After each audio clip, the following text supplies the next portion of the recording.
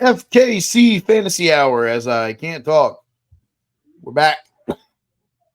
This week's live show. We're down a man. No Rhino. I think he fell asleep. We're recording this on Tuesday, October 24th, 2023, as I'm still recovering from bronchitis. Great. I'm joined by the vampire himself, Craig. That's me. I'm here. Got me my second one. Going for my Okay. third this week. Yep, you got 2 wins. This one might be your easiest potential win if Deshaun Watson doesn't play. Yeah, because his only other quarterback is Aaron Rodgers. So sorry, not sorry. He ain't got none. So looks like I will. I'll be putting in my bid for Christian McCaffrey to come join my team with Joe Burrow, Puka Nacua, Stephon Diggs, Josh Down, Josh Down, Jordan Palmer, Sam Laporta. Come on over.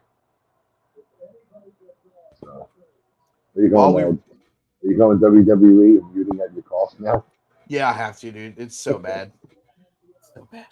Um, while we're recording this, there is 3 out to go in the NLCS. So eventually, one of us will make a comment about that. So I see the game. I'm watching the game and I see the game behind you. yeah, it's probably on delay. I have it on my phone, updated time. Okay. I am ahead of what's behind me, so works for me. Okay. I'm trying to figure out what's behind you.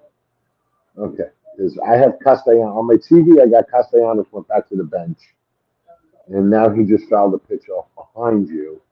That's the one where So he's going to behind, walk to the bench to get a bat. yeah. So behind you's probably got to be about a good 15 Yeah, seconds, at least. give or take. It's like being at Absolutely. work and watching the Manning cast, Yep. ESPN, ABC, four different channels for one football game. Yeah. Get down. Get Perk down. Thuggins. All right, so on this week's show, we will talk to you guys about injuries because there was a couple of I'm not gonna say significant ones, but ones that we probably need to talk about. We'll also talk about some guys that you might want to add, some guys you might want to start thinking about not putting in your starting lineups. I'm looking at you, Gabe Davis. Cost me Um, another week in your brother's league. yeah. Ridley, Calvin Ridley was a We'll bad talk. play just We'll talk everywhere. about them here in a little bit. As always, we'll wrap up with our DFS must-haves and cheap hits. Let's start though.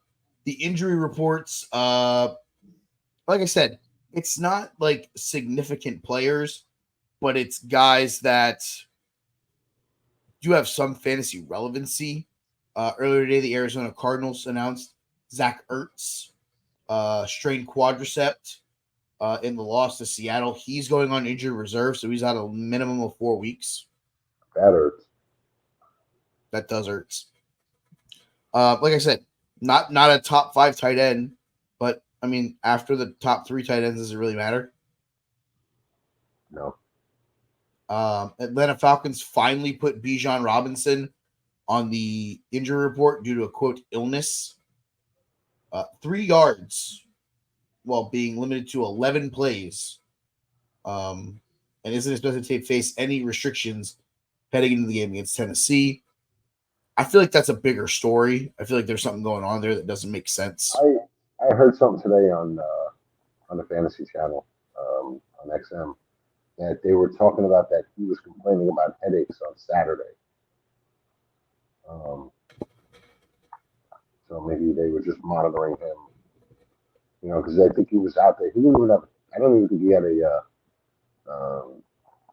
carry in the first half.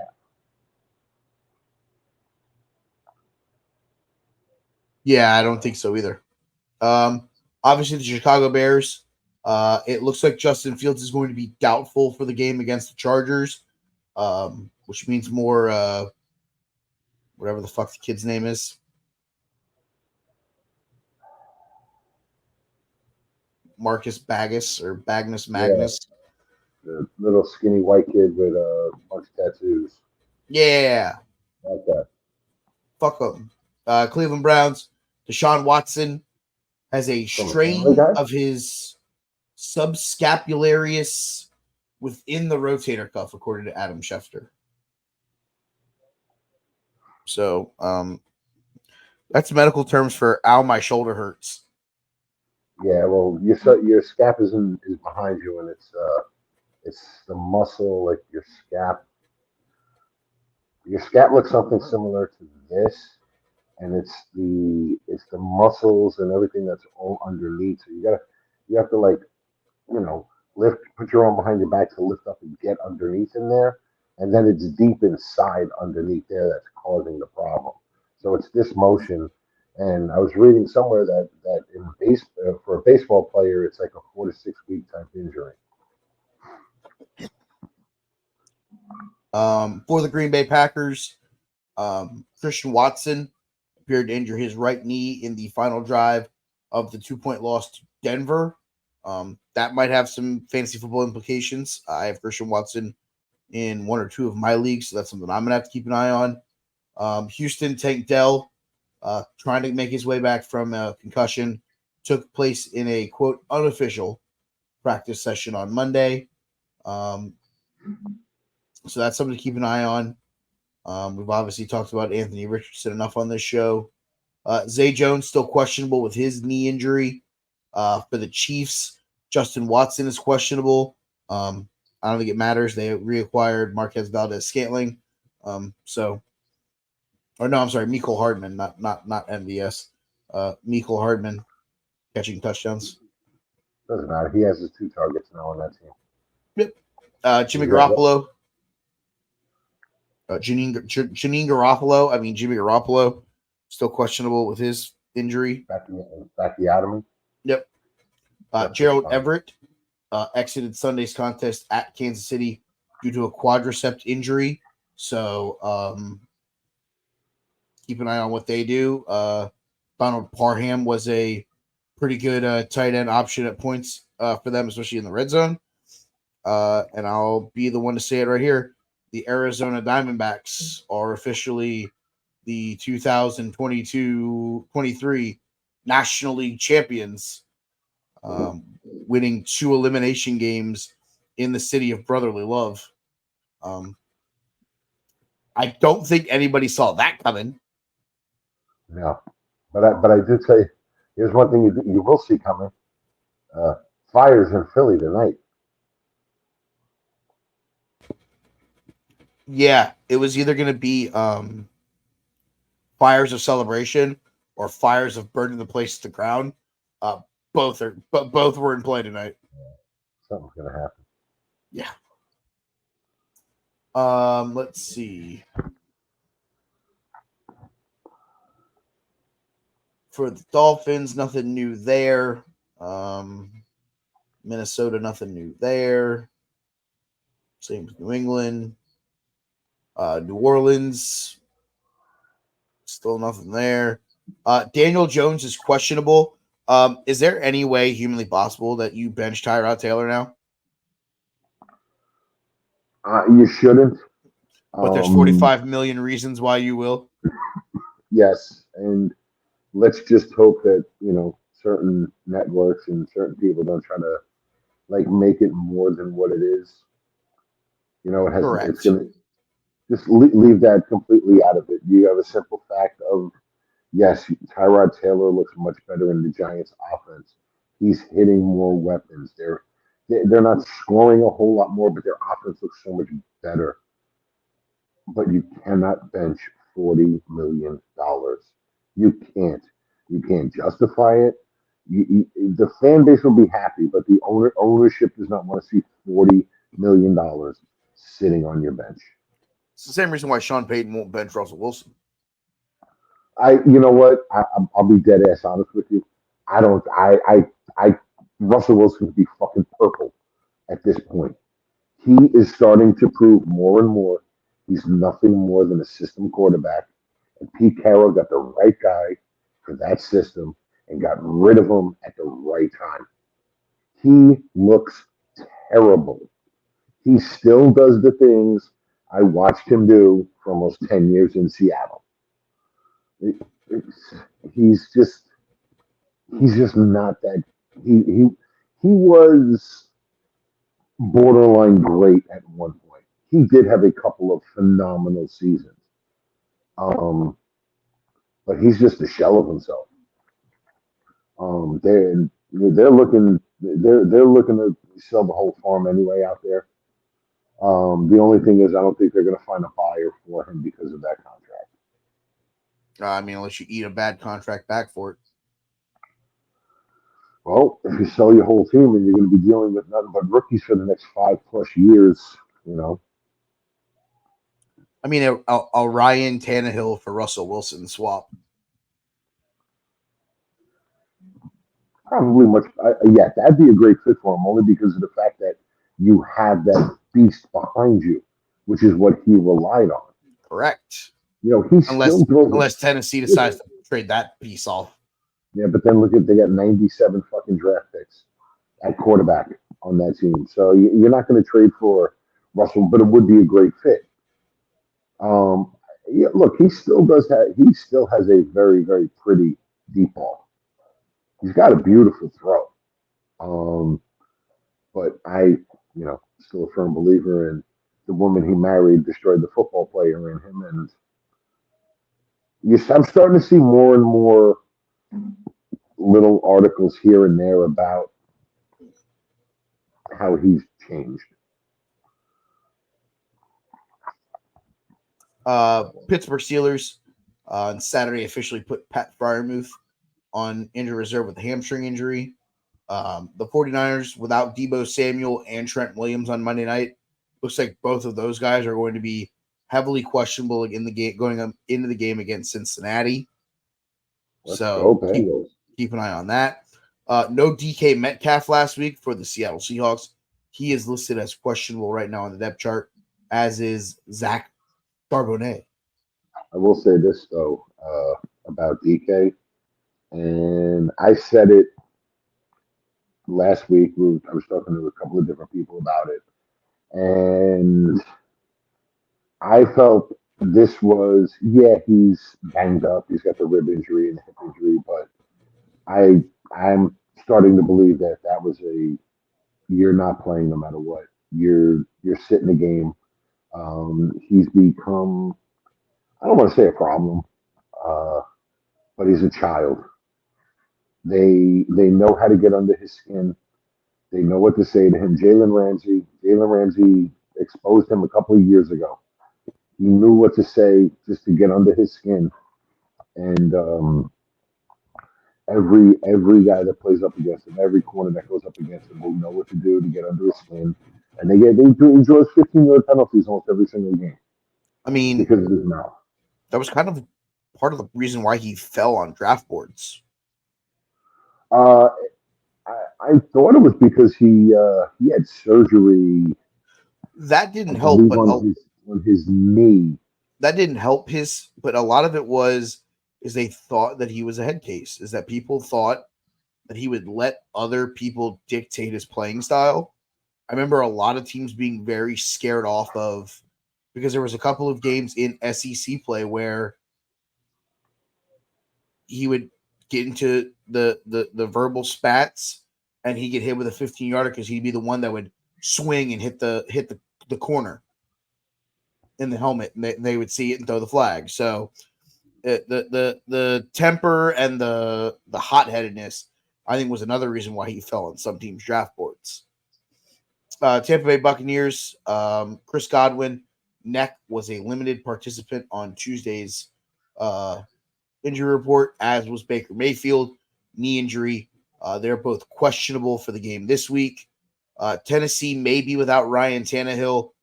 Ankle, Mike Vrabel said he won't practice, and that if he does miss game action, it may be a split between Will Levis and Malik. What's his name? Malik what? Malik no, not Malik Willis. Levis and Willis. It is Malik Willis. Yes. Jesus, this is how much we don't give a fuck about the Tennessee Titans. Yeah, pretty much. They should trade D Hop as well. Trade them all. Get back anything you can get for him. Malik Willis and Will Levis, the Will Levis twins. Willis, Levis. Yeah. Hmm. All right, let's talk. Let's talk about some other stuff that's happened over the course of the last about 4 or 5 days. Um, Earlier today, the Lions announced a mutual decision between them and wide receiver Marvin Jones Jr. to release Marvin. She was going to step away from the team anyways to deal with a family matter. Um, I see a lot of people over there on the Twitter sphere or X or whatever you want to fucking call it, calling out the Lions for cutting him. You don't think that this wasn't a conversation that the Lions and Marvin had prior to Marvin putting out that statement? You've literally lost your mind. Yeah, if he's stepping away, it's a personal family matter. Uh, yeah. So what if you cut him? What's the big deal? You're doing it because okay, yes, you're obviously not taking the pay away from the guy. You're not cutting him and being like, "Yeah, we're not going to pay you anymore." I'm sure he's going to get paid for the rest of the season. But as it's a business, that people have to realize that. Well, if he's going to be away, we have to make a roster spot. We can't put him on injury reserve, so you cut the guy. And if don't get me, there's absolutely no way in hell that if maybe in a month from now or whatever, if everything is going good with him, they'll take him right back. He'll be right back on the team. But this is the world we live in. Oh, you did that, you're bad. What do you want to do? Do you want to cancel fucking the Detroit Lions now? To me, and obviously this is 1,000% speculation. I don't know what's going on. I don't know the family situation that the Jones family is going through. Obviously, all the positive thoughts and energies to them. Um, but if he has no like real thought process on when he may be able to return to the game of football, this means that this is more serious than anybody can think Yeah, this is. This isn't like, hey guys, my dog is sick and I need to go take care of him for a couple weeks. This is like I might be losing someone very important in my life, but I gotta go take care of some shit. yeah, This exactly. isn't this isn't this isn't, hey, let me put him on the non-football injury list where I can keep him for a couple weeks. He may not put cleats on again this year, depending on the severity of what the reasoning is. And again, I don't give a shit what the reasoning is. People don't want to sit here. If you don't think that Marvin Jones Jr. and the Detroit Lions didn't have a conversation about this before basically mutually deciding to do what they did today, please go back under that fucking rock that you're living in. Yeah, you're an R word. Yeah. The Rams cut Brett Maher after missing multiple kicks that eventually cost them a football game. Um, Harvisick is who they signed. I have no idea who it is. The Buffalo Bills announced that Dawson Knox will have wrist surgery. He'll be out indefinitely. Dalton Kincaid. Come on down, buddy. Well, maybe now this will open up more for Gabe Davis too. I'm still not starting him this week. Fuck him. And this one is a fascinating one. Chris Olave arrested for speeding. Yeah, reckless. He was doing, I think it was like 70 and a 35. Uh, Have you seen the video of the arrest? no, He literally tells the cop, "Sorry, man, I play for the Saints." Cop's response, "What does that mean?" no, I gotta go look it up. It's fucking hilarious. Um, so like, I'm not. Obviously, I don't necessarily know that he gets any kind of suspension right away, but the team may penalize him in some way, shape, or form. I mean, he was speeding. Nobody got hurt. He wasn't drunk. He wasn't under the influence of anything. He didn't Henry Rugg someone? No. Oh, dude, come on, man. Girl's fucking dog died, man. True. But no. I mean, if the league isn't coming down on him for anything right now, it's probably going to be nothing. And if the league fucking decides to fine him, like, it's so stupid. He was speeding. You know, he's got to pay that. He's got to worry about his license or whatever points on his license. No, I don't think the team does anything discipline wise, especially since coming off of a loss. Kind of think you need all your weapons going forward. Facts. So I don't know. I mean, do you punish him a quarter? I don't think so. That would be more of a college thing. College is definitely where you see guys miss quarters and halves and things along those lines. All right, so Jerome Ford has an ankle injury. 13 carries, 17.4 fantasy points, but suffered the ankle injury late in the fourth quarter, was in a walking boot post game. A boot? He's Canadian? A boot. Kareem Hunt I had no idea he was Canadian. Yeah, I was talking to boot. Kareem Hunt turned 10 carries into 2 touchdowns, good for 15.1 points. Kareem Hunt should be the top waiver pickup according to ESPN.com. Kareem Hunt got banged up late in that game as well. Pierre Strong Jr. would be the other option that you could pick up. And the other, and this is, this just will go along with, waiver claims coming up, which I talked to Ryan about,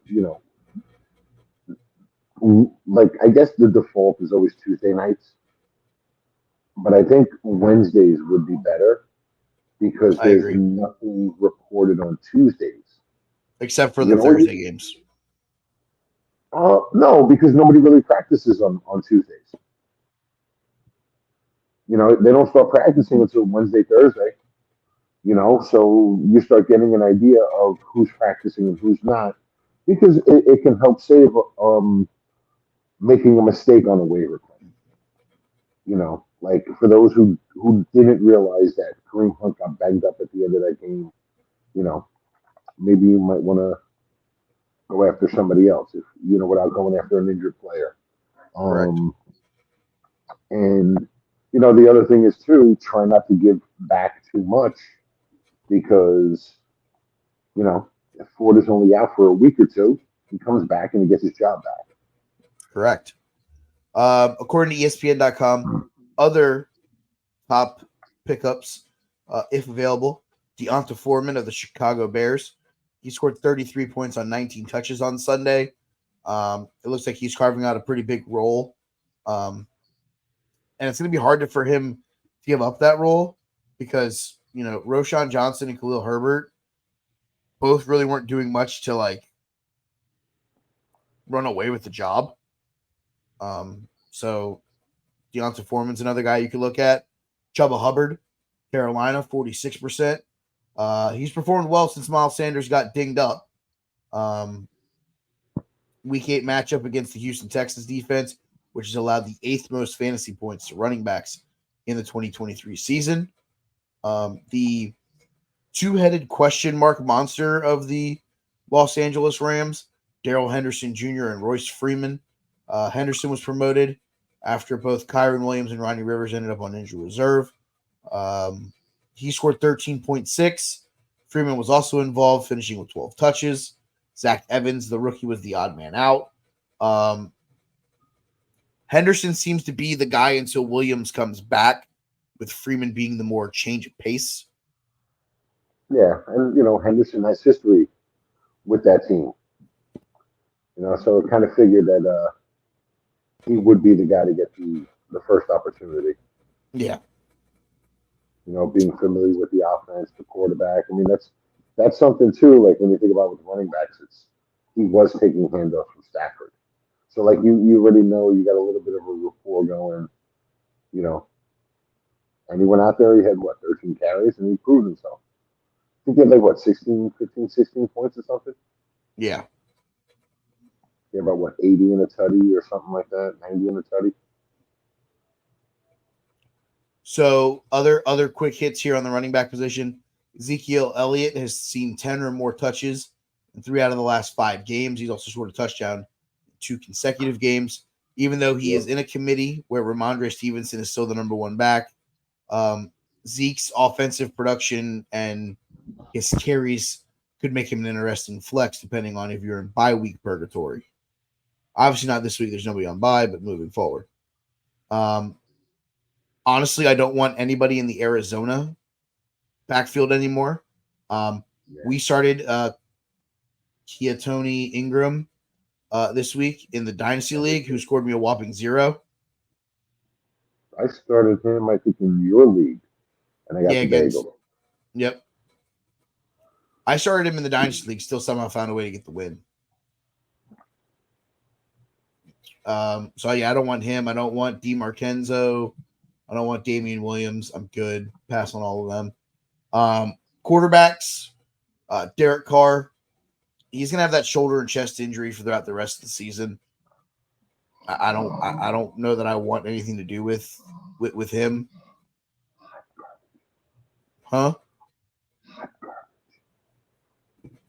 I don't know what you said. Hot garbage. Oh. Small hands Kenny Pickett. I just don't think they're gonna win games with their offense. This is like 2000 to 2004 Baltimore for me. They're gonna make the playoffs because of the defense. Trent Dilfer got a ring. Oh, God. Wide receivers, Rashid Rice of Kansas City. He has been a bright spot. They got a good matchup against Denver. You mentioned him in your vampire roster, Josh Downs of the Indianapolis Colts. 23.5 fantasy points against the Browns. First Colt rookie with 125 receiving yards and a receiving touchdown in a game since 2014, and has had 6 or more targets and scored 13 or more fantasy points in 3 consecutive games.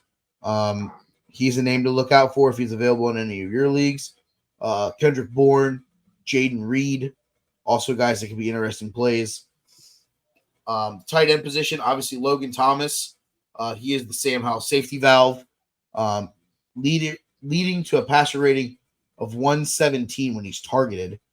So I'd expect Ron Rivera and Eric Bieniemy to probably start trying to feed him the ball, especially against the Rams defense that's going to try to get home early and often. So Logan Thomas might be a 8 catches for 16 yards, but it's still 8 catches.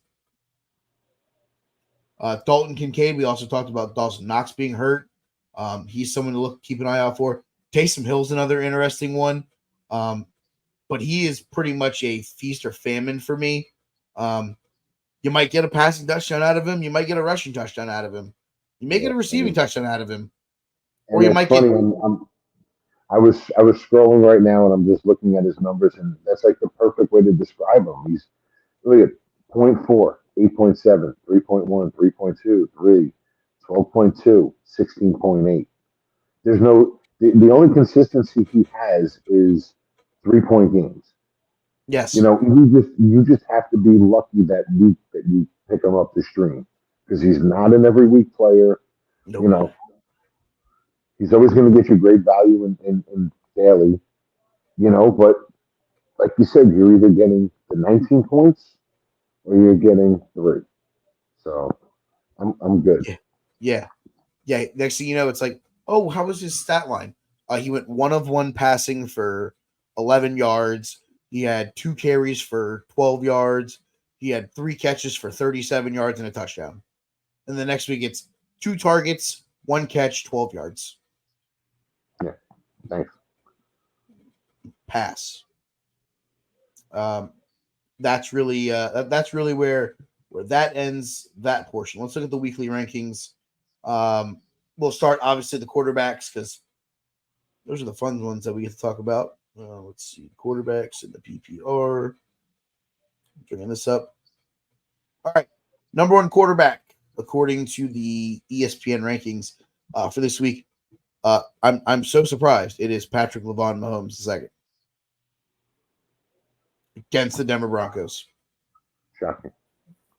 Number two is Lamar Jackson. Number three, Jalen Hurts. Four, Josh Allen. Justin Herbert is five. Rounding out the top 10, Tua Tagovailoa is six. CJ Stroud, seven. Jared Goff, eight. Brock Purdy, nine. Kirk Cousins, or as my name so elegantly says on this show, Perk Thuggins is the number 10 ranked quarterback in the rankings. I don't necessarily hate anything about the top 10. I don't love CJ Stroud in the top 7. I don't love Brock. Carolina, you could throw on Carolina. I don't love Brock Purdy in the top 10, but I get it. It's San Francisco. Meh. Trevor Lawrence, 11. Joe Burrow, 12. Dak Prescott, 13. Sam Howell, 14. Russell Wilson rounds up the top 15.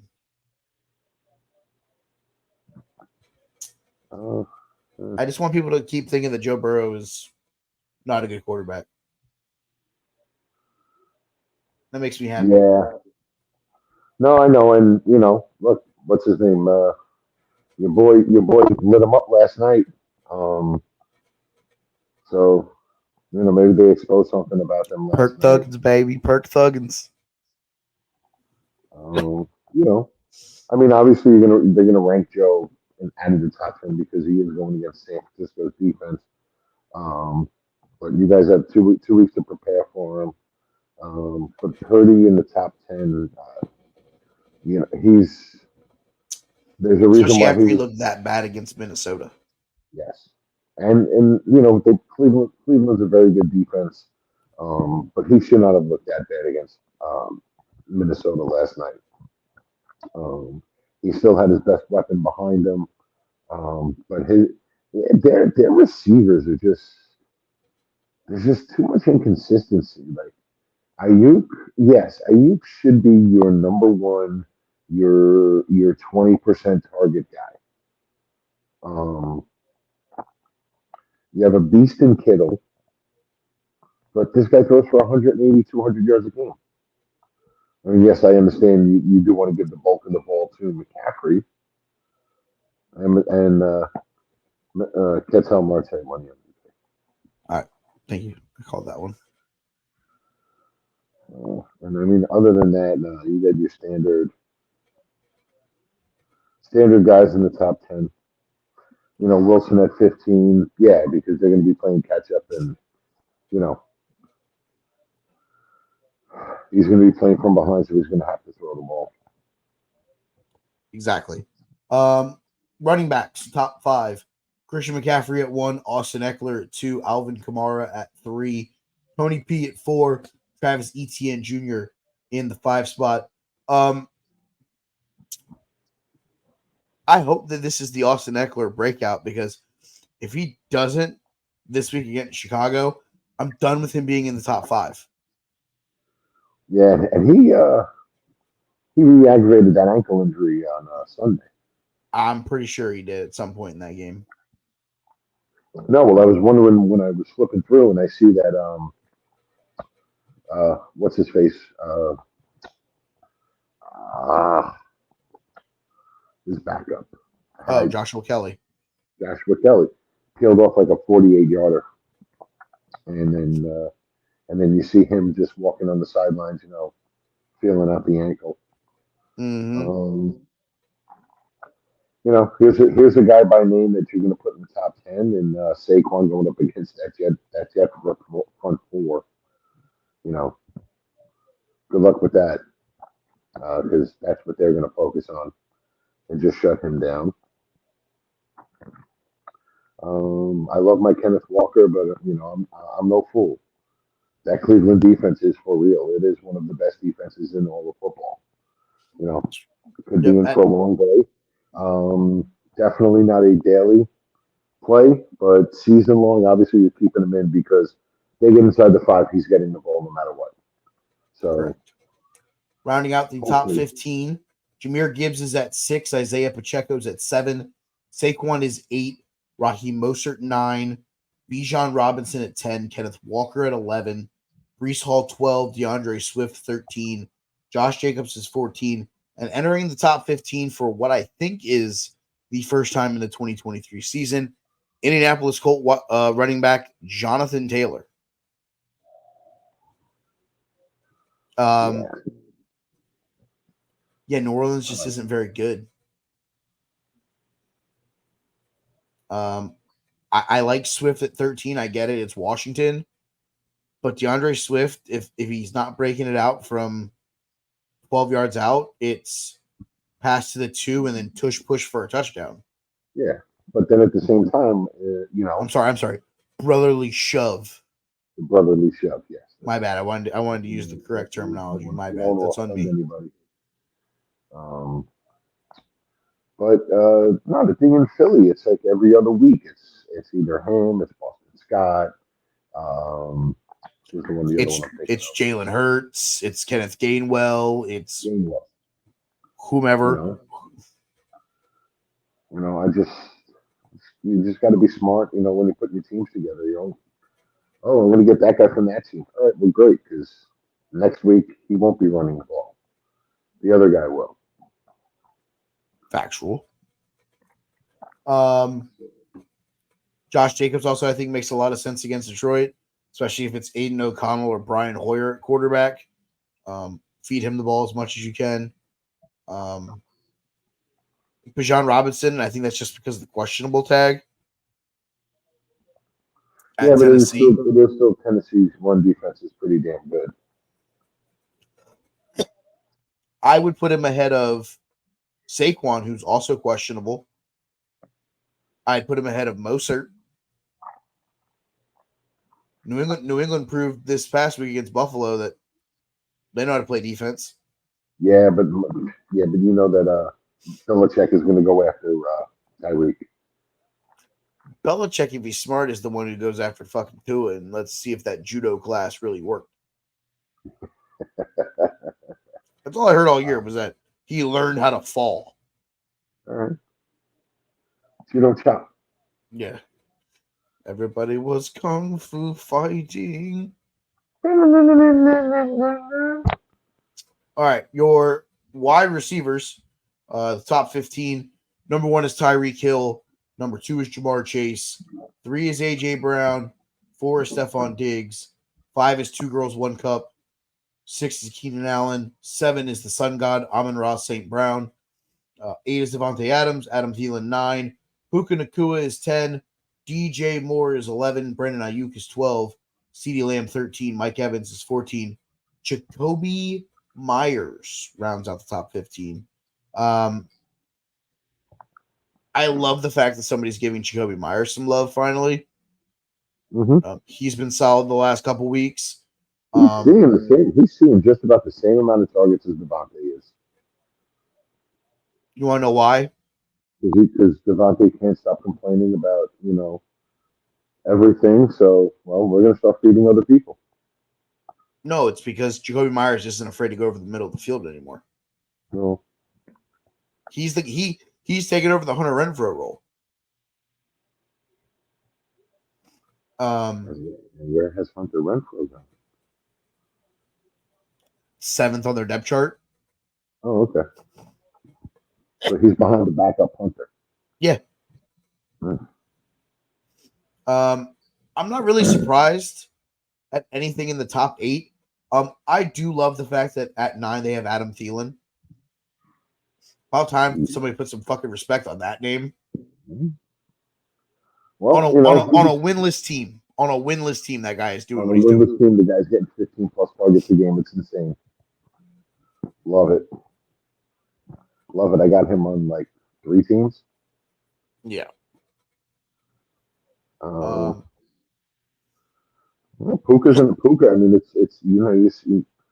funny, but people thought in the beginning of the season, who's Puka, and now the guy, it's insane how good he is, and it's funny. You very rarely see 2 guys from the same team in the top 10. this truly gives me the vibes of Sean McVay has found a way to keep their offense like the Wes Welker, Danny Amendola, New England Patriots. Yeah. Stafford isn't stepping back and throwing it 70 yards in the air anymore. No. But you get these two fast little fucking quick dudes, get the ball in their hands, get some guys out in front of them, they can make some plays. Sure. And Matt Stafford is putting up about 17 to 18 points a game with 2 top 10 wide receivers in fantasy. Throw some touchdowns, buddy. For some reason, it's throw it down to the red zone and it's hand to Kyron Williams. Yeah. Or Darrell Henderson or one of the other 97 guys that are running a ball for that team as well.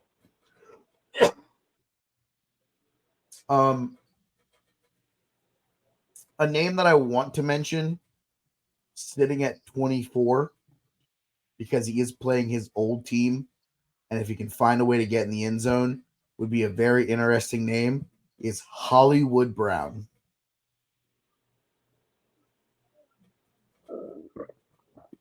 Would be fun to see.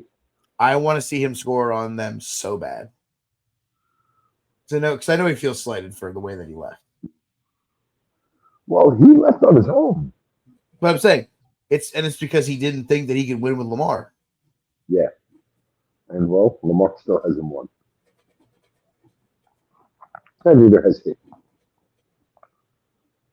Well, one of them did get traded to a team that I think the year he got traded there had 2 wins total. Tight ends, Travis Kelce is number 1. Mark Andrews 2, TJ Hawkinson 3, Sam Laporta 4. Then it's everybody else. Darren Waller 5, Dallas Goedert, George Kittle, Evan Ingram, Dalton Schultz, and now Dalton Kincaid cracks the top 10. Honestly, if you have Dallas Goedert, I think he's an everyday play now. Oh, I have him on 2 teams, and I went and scooped up. I scooped up Dalton Schultz in a couple of leagues as well. If you don't have Kelce, Andrews, Hawkinson, Laporta, or Goddard, I think everybody else is a stream. Yeah, I mean, you can throw Darren Waller in there if you want. Yeah, well, yeah. Logan Thomas, if he could stay healthy. Kyle Pitts, if he could catch more touchdowns. I think this might be the Cole Kmet bounce back game. Oh, I've already cut him. Okay, and it's definitely the Cole Kmet bounce back game. The only thing is you can't use him on the slate on Sunday because it's a Sunday night game. Oh, I cut him from my roster. I was like, this is like the second week in like 6 weeks where you've gotten zeros. I'd rather pick up Donald Parham and hope that they get in the red zone and fucking Justin Fields throws it to him 3 times. Or Justin Herbert. They have to get rid of their coach. Brandon Staley is dog water. He's the most dog water coach of all time. How do you have that much talent with a guy who can throw the ball for 5,000 yards and you're scoring like 18 points a game? So bad. It's insanely bad. In honor of the fact that Ryan is not here, we'll do this segment real quick. It's Desmond Ridder watch. Okay, so what is the bet again? That he won't throw over how many? I think it was over 3,000 yards, and I think it was like 20 total touchdowns or something. I have to go back and listen to that episode. I didn't write it down. I thought I did. Right now, Desmond Ridder is 149 of 228 for 1,630 yards, 6 passing touchdowns, 6 interceptions. He also has 26 carries for 113 yards and 3 total rushing touchdowns.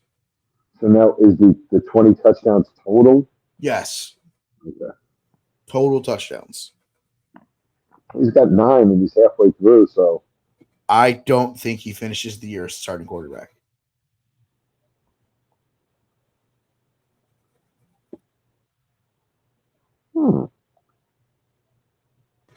I think Heineke takes that job over sooner rather than later. For my own sake, I hope I'm right. All right, enough talk about fucking Desmond Ridder. guy's trash. All right, let's get to our DraftKings, the Sunday slate, the full slate of the 1 and 4s. Obviously, no Sunday night game, no Thursday night games. Let's take a look now at. We'll start as always. Quarterback, Craig. Give me your must start and your value pick. Well, the must start for me is going to be Mahomes. Um, I look at everybody else. Jalen Hurts a little banged up. You know, everybody else got some pretty tough matchups. If we are looking for value,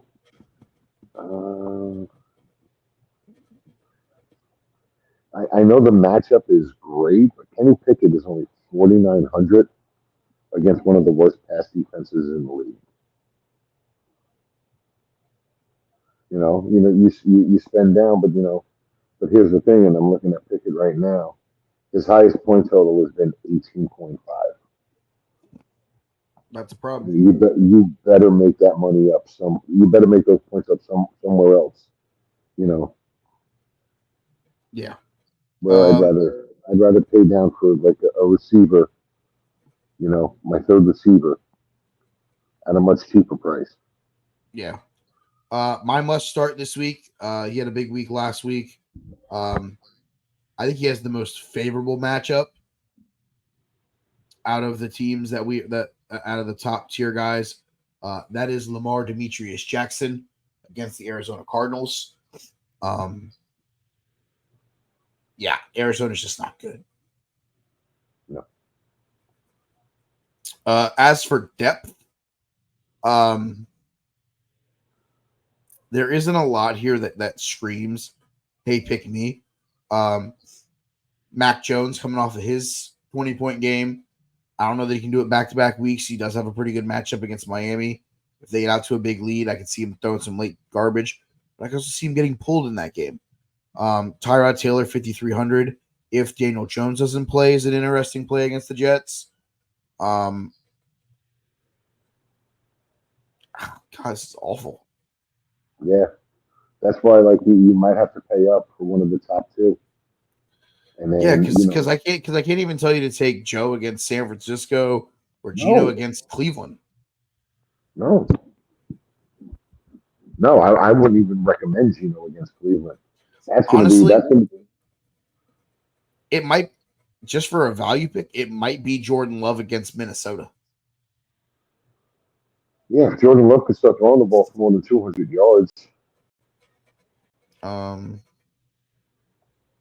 He scored 16.3 fantasy points, 180 yards, 2 touchdowns, a pick, 21 rushing yards. I mean, Howell against Philly because he's going to have to throw the ball because you can't run on Philly. He's only 5,200. And I mean, you can score on Miami as well. Mac Jones at 5,000. Yep. But I'd rather pay up for one of the three, the Lamar or either Lamar or Mahomes. I would agree with that assessment. All right. So running backs. The first one I'm going to mention is a guy who the last couple weeks has been kind of running out of his mind, and I think he's finally found his stride. That is Travis Etienne Jr. Going off at 7,200. I think he's someone you got to find a way to get into your roster this week. I know it's Pittsburgh. I know the defense looks nasty. We said the same thing about Buffalo, and he torched Buffalo over in London. I don't necessarily know that he's going to torch Pittsburgh, but the way that defense works, I think they're going to try to keep the ball out of Trevor Lawrence's hands as much as possible, because that means J.J. Watt doesn't have a chance to get it out of his hands. So give me Travis Etienne. And as my value guy, for some reason, I just keep coming back to this guy. And I think eventually he's going to figure it out. And why not do it on the road at Carolina? Give me Damian Pierce going off at 5,300 against the Carolina defense. Yeah, I like Pierce. There's a lot of talk that Singletary's been eating into his carries. They're, almost at a 50-50 split. Um, he's got he does have a good matchup this weekend. Um, for me, the one guy that I'm just going to keep putting him in every time I can is Alvin Kamara. He might not be getting the rushing yards, but he's like a wide receiver one on that team. He's getting about 12 to 13 catches a game. So for the 7,300, I'll take him. And for my value guy, he's playing on the other side of the ball of Damian Pierce, Chuba Hubbard, who probably will solidify the fact that he's the number one running back in Carolina after this week because Miles Sanders is, oh, wow, he's banged up again. No. Stop if you've heard that before. Stop overpaying injured running backs. They always get hurt. But Chuba's just Chuba can do it all. He's really good out of the backfield with catching passes. Really good runner. He runs in between the tackles. So that's my guys. Those are my guys for running back this week. All right, wide receivers, Craig, you start. Maybe it's going to be 6 weeks in a row, but I'm paying up for AJ Brown. That man pissed off his quarterback a month and a half ago, and all he does is catch a lot of passes. So I'm definitely paying up for him. Where was my one value guy? Where was he? Oh, and for value, because he's stayed healthy for I think 2 weeks now, and at 3,800, I'll take Odell. I don't hate it. See, because that's the thing. Like, this is what we're talking about. Where if you're going to pay up for the quarterback, and you got to start 3 wide receivers, you have to have somebody in there under 4K. Correct. You're going to pay up for if you're going to pay over 8,000 for a quarterback, you have to, and it's just finding the guys with the best matchups. And you know what? There could be guys out there that could be a little bit cheaper, but if they got a garbage quarterback, I want nothing to do with them. I don't care how much better the matchup is. I would much rather have a guy like Odell where Lamar is starting to spread the ball around a little bit more.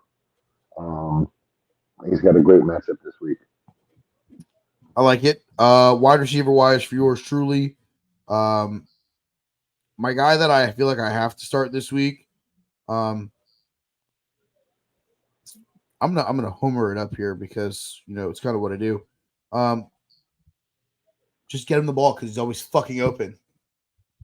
It's Jamar Chase. Thank you. Come again. Yeah. Just get me the goddamn ball. I'm always the fucking open.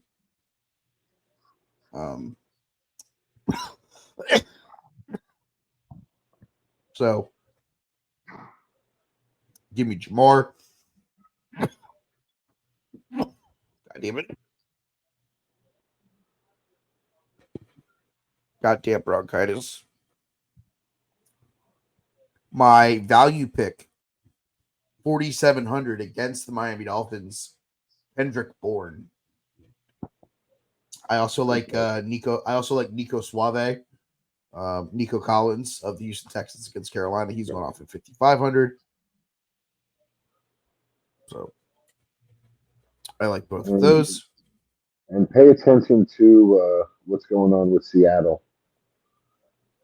because if DK's out, and I know they have a tough matchup, but JSN is 4,300.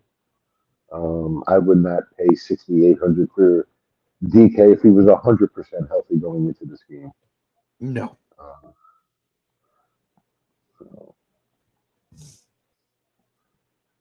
At the tight end position, I'm gonna go Darren. I'm assuming I go Dallas Goedert, 4,600.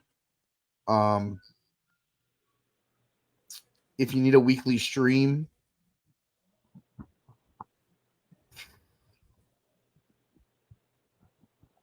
Dalton Schultz or Taysom Hill.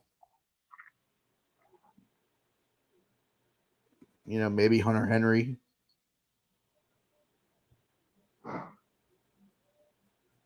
Tight end sucks. Yeah.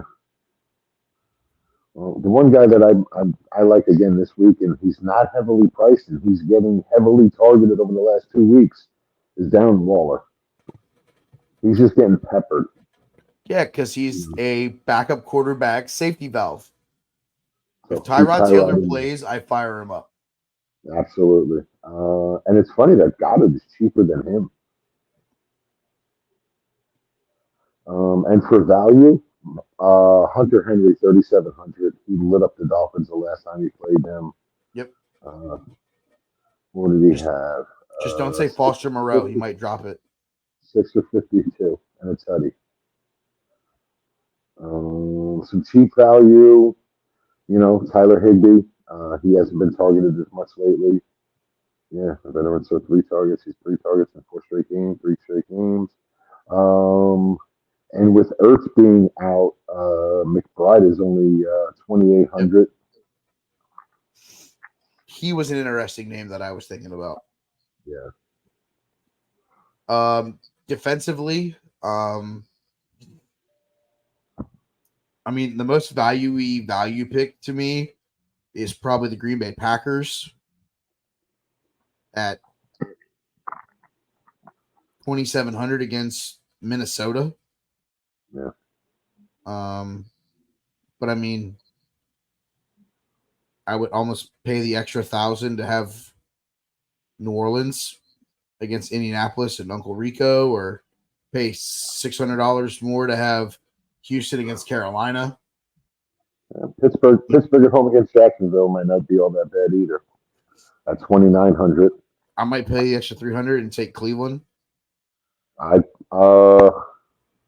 would much rather have Seattle over Cleveland in that game. But yeah, no, they'll be able to get to the quarterback. They get a lot of sacks. So that's what I'm saying. It's not going to be because they don't. I think Seattle scores in that game. Let's be real here. I think it's more. I have an opportunity to get more points from the sacks, things like that. They gave up 38 points last week and still scored 16 in fantasy. Yeah.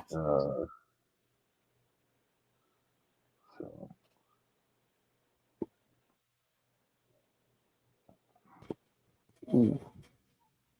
I'm dying over here. All right. Anything else before we wrap this thing up?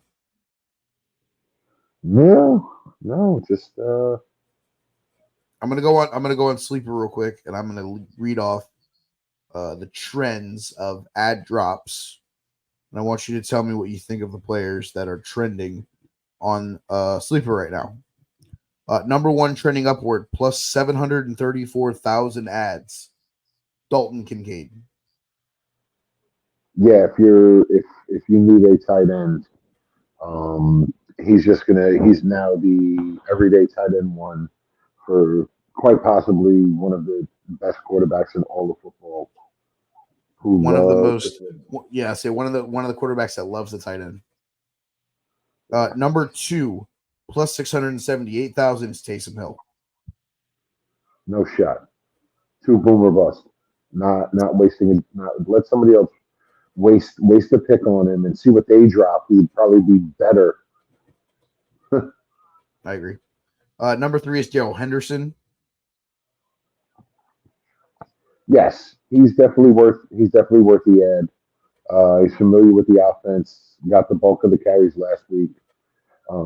Freeman will probably still get a lot of the touches, but going forward, and then also remember, Kyren Williams is coming back in a few weeks, and that's Kyren Williams' job. Yes, but Darrell Henderson, if he works his way into getting carries, is still a guy who may have some fantasy relevancy. Yeah, he becomes the change of pace guy. He's the change of pace guy for sure. Number 4 is the goddamn Jets defense. Number 5 is Amari DiMercado of the Arizona Cardinals. Number 5 is a kicker. Number 6 is a kicker who gives a shit. Number 7 is Josh Downs. I don't know how Josh Downs is available anywhere. But yeah, no, he's another guy who's getting peppered with 8, 9 targets a game. Ever since Uncle Really, Rico took over. definitely somebody you want to add. He's definitely, he's not right now. You're not going to say he's a wide receiver 1 or 2, but most of us are all playing in leagues with double flex or 3 quarterback leagues. That's definitely a guy you want. You're not going to get 3 number 1s. You know, Never. it might happen in the first 2 weeks of the season because of whatever, and then all of a sudden, guys like Calvin Ridley become borderline wide receiver 3, 4s all of a sudden. To where do you start him in a matchup against Pittsburgh? We'll actually close with that because there's some guys that I want to talk about. Number 8 is Pierre Strong. Obviously, the question marks in the backfield with Jerome Ford. Number 9 is another kicker who gives a shit. And number 10, wide receiver Jake Bobo of the Seattle Seahawks. Yeah. There's some speculation I've been seeing online that with the trading deadline coming, will Seattle get rid of DK? Um, I like to think that he was benched this previous week and not playing because he was injured. Um, he acts like a child. He's getting way too many 15-yard penalties. So if he's going to see the pine again this week, Jake Bobo is definitely a guy you want to get in your roster. He's probably dirt cheap in daily fantasy as well. Um, but if Seattle can move him and get some assets for him, I say do it. You got Lockett to lead the young wide receiver group that they have, and if you need be, you go on the off season, you go get yourself another wide receiver. Would you try to trade him to Denver for the rest of their draft picks? Maybe, probably can. Just thought I'd ask. That'd be interesting to see because I did see something that there were, oh, where could they trade him to and blah blah blah. And one of the teams that they mentioned, of course, is Kansas City. Ugh, The fuck is Kansas City going to give him? a lot. I mean, it would have to be. I mean, but you're also like, you never trade a piece like that inside your division. You never trade him to the best team in football. I don't care if they're giving you 7,000 draft picks. Yeah. You're not giving fucking Thanos the last Infinity Stone and being like, no, I trust him. He He's a seems like good guy. Yeah. Fuck. You don't give Grimace in his Waffle House fucking menu the fucking final Infinity Stone. The fuck are we doing here? All right, real quick before we go, couple guys that feel like they should be every week players, guys that should be in your lineup every week. That I'm just getting the vibes that they're just not every week fantasy guys anymore. At least not right now. I don't know if it's because other guys have stepped out or other guys have been playing better, but like I mentioned it, Gabe Davis. Like all I keep hearing about is how much him and Josh Allen are so good. He's a great fucking secondary piece after Stephon Diggs. That guy could not fucking hit water if he fell out of a fucking boat right now. I drafted him. I took him last year in the Dynasty League. And yeah, no thanks. He had that one great playoff run a few years ago, and everybody went apeshit over him coming into the following season, which was last year, and nothing. So this is his stat line so far this year. Week 1 against the Jets, 5.2. Week 2 against Vegas, 22.2. At Washington, 10.3. Miami, 15.10. Jacksonville, 23. That was the London game. 4.1 against the Giants. He had 3 catches for 21 yards and a fumble. And then this past week in the loss to New England, Motherfucker had 1 catch for 6 goddamn yards on 5 targets. Yeah. No thanks. I'm good on Gabe Davis. Yeah. This week right now, and this isn't my final roster, but I got Nico Suave ahead of him. I've got fucking CeeDee Lamb in ahead of him. T. Higgins ahead of him. I got Jacoby Myers on the bench that I would start over him. I would contemplate starting fucking Jerry Jeudy at this point over Gabe Davis. Yeah. Like dog fucking water. Just not good. I know you're someone. You mentioned your boy Calvin Ridley. Where the fuck is he gone? I have no idea. Their whole offense, like I just don't get it because everybody was anticipating that this kid was going to throw for 303 a game. He's got the weapons with Ridley. Ridley, you got Kirk. ETN in the backfield. You got a really good tight end in Evan Ingram. I don't know. Maybe the fact that Zay Jones has been out most of the season is kind of hurting their receiving core, and it's causing the defenses to just focus in on Ridley. I don't know. So his scoring 26 week 1, 5, 7, 11, 22.6 against Buffalo, 6 and 1.5. A catch for 5 yards on 4 targets in the win against New Orleans. Has a pretty decent matchup this week against Pittsburgh. If they can get rid of the ball fast enough, then they go into the bye week. This may be one of those things when you're looking at Calvin Ridley. Is it that he's facing number 1 corners?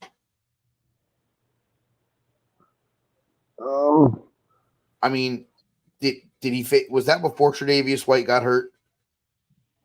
The Buffalo game? Yeah. Because he still had 7 catches for 122 yards on 8 targets. 8 targets against Indianapolis, he scored 6 points. 4 targets against New Orleans, he scored 1.5. Yeah, 2 against Kansas City, 3 against Houston, 2 against Atlanta, 7 against Buffalo. Oh, these are receptions. 4 against Indy, 1, 4 targets. And his targets, I mean, he's still averaging around, still just about 7, 8. About 6 and 8. I mean, the 1 week against Atlanta, 2 catches on 2 targets for 38 yards and a touchdown. He doesn't catch that touchdown. He has a fucking 6-point day. Yeah.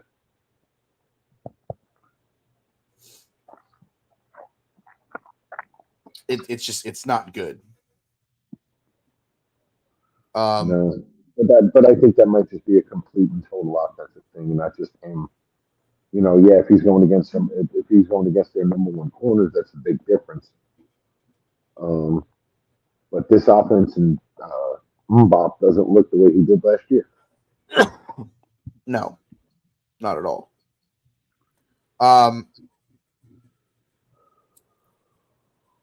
Those are the 2 names that I really want to talk about. Can we just share a moment here together?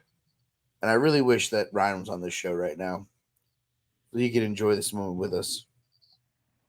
Have you looked at Teddy's roster in the Dynasty League? No. I want you to bring it up for yourself at home. We're going to read off Teddy's lineup as of right now, and then we're going to read you off Teddy's bench, and that's how we're going to wrap up tonight's show. Please let me know when you're ready. All right, Jordan Love. Zay Flowers. Zay Flowers, Terry McLaurin, Bijan, Jerome Ford, Evan Ingram, Malcolm Brown, Cortland Sutton. His bench is Deshaun Watson, Justin Fields, A.J. Dillon, Zeke, Boyd, Kendrick Bourne, Herbert, Mike Williams, 2 defenses. Jesus. Tell me you're keeping Mike Williams without telling me that you're keeping Mike Williams. He traded for him. He has to keep him. Tell me that you're considering keeping Khalil Herbert without telling me that you're considering keeping Khalil Herbert. Yeah. The guy's got 3 quarterbacks on his roster, and the best one of them is the one that he's starting right now. Yes, and he's probably not going to keep any of them. No, he'll keep Fields. Well, let me see. Flowers, McLaurin. Oh, that's Brian Robinson. I thought that was Bijan. Never mind. No, Bijan's on league. He's going to keep Hollywood Brown. He's going to keep Sutton. So he's keeping his 4 receivers. 5. He's got to keep Mike Williams. I mean, Terry McLaurin's probably going to get put back out there. No, there's really no piece of that offense anybody truly wants. No, Jesus Christ. I mean, I didn't want to say anything, but then I looked at it and I was just like, he's got a running back in there right now that is projected to be doubtful and to score 1 point. No bueno. I was like, man, what's the rest of that lineup look like? What's that bench? What's that bench look like? And I'm like, oh, that's dog water. Like, when they announced that Jerome Ford is not playing, it's got to be Ezekiel Elliott going into that lineup, right? Yeah, pretty much. I mean, unless Aaron Jones doesn't, I don't see why he wouldn't play, but I know Dylan had a pretty decent game. Let me get last week. Yeah, it's pretty. That's pretty bad. Oh, oh no, I'm not playing him. I'm playing Manning and Brandon this week. Oh.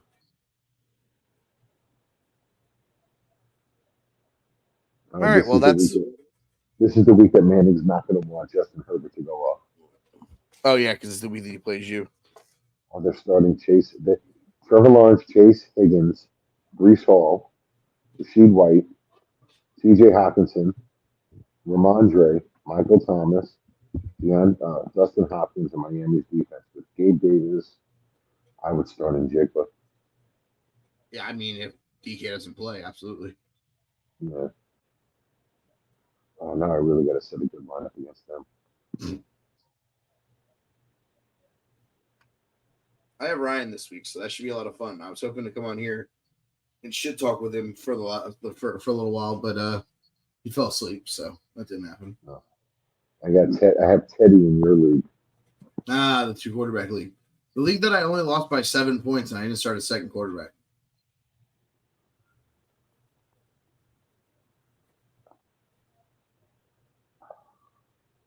Yeah, that happened. I wasn't cutting Dak Prescott or Joe Burrow to pick up another quarterback, so. Wait, how do I have an empty bench spot here? I'm going to drop somebody. Oh, pick up somebody for free. Look at me. Look at you go. That's that fantasy value right there. Yep, and I got Sean Ramsey's O this week. No. He's no longer undefeated. Look at you go. Yep. And she's won 4 in a row, right? The 72 Dolphins can pop some champagne. Yes. All right, so before we wrap this up, if you haven't already, please subscribe to the Huddle Up Incorporated podcast over here on Apple Podcasts and your major podcast catchers. You can go on Twitter at They Call Me Burn to find me. You can find Big Jim, the producer, CEO, and founder of Huddle Up Incorporated at Big Jim Sports. You can find on his Twitter account a link tree to all of the other social medias for the guys on the show, as well as the links to the rest of the shows here on the family of fun.